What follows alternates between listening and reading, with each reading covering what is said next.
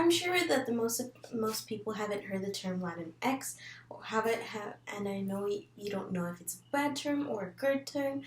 Where we are in a time in society that we value inclusivity, and we know that Spanish is a male-dominated language, as we as a community try to use both sexes by using the LA at, which includes the A and the O together.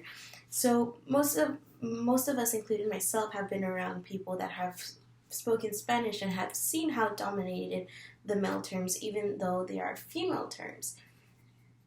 I myself don't know about the term till last semester and saw how people view the term in many perspectives.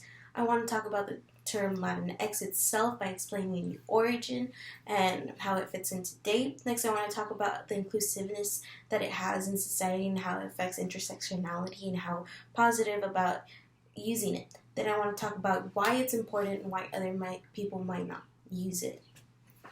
First, I want to talk about the term Latinx itself. Then I'm going to talk about why it's important, and then I'm going to talk about why people don't like it. So, I know many of us have heard the term Latinx. So, what is it? Before term Latinx appeared, there were other terms that were more frequently used, such as Latino or Latina or Latinat. And the article called the X in Latinx is a Wound, Not a Trend by Alan Perez Lopez mentions that the first time Latinx was searched was in 2004, and it started to get recognized and more known in 2015. Before Latinx was used, Latino and Hispanic were terms that people used to identify themselves. Even then, it was a problem within itself because of the history that Hispanic had from the colonization of the indigenous people in the Americas. The term is used to be more inclusive because the language is either for females or males, but it's overpowered by male terms by saying Latinos for a group of people, even though they might be one male. It just takes one male in the group to make everything go male-dominated word. So instead of becoming Latinas and then one guy comes into the group, it's already Latinos. The language itself is very dominated and the culture is very patriarchy. People from the LGBTQ plus community are left out by not being able to represent themselves or be heard. So the Latinx came into society by representing the minority of the minority. So now that we know the origins, why is it good to use it and why should we use the term? The term is supposed to be inclusive towards the LGBT community as well as non-binary and gender non-conforming, and for feminists, and also everybody else who wants to use it. It's not conforming to those categories, but it's for everybody. The whole goal was to evolve and state how people want to be represented or described. According to the Latinx term brings inclusiveness by Vera Hugo. It's meaningful because people being represented by Latinx is such a breath of fresh air, and having an opportunity to finally having something you can identify with and feel included, because the Hispanic or Latino culture is frowned upon to be queer, and people who are queer don't have a voice and representation in society that can help them feel included with the rest of society.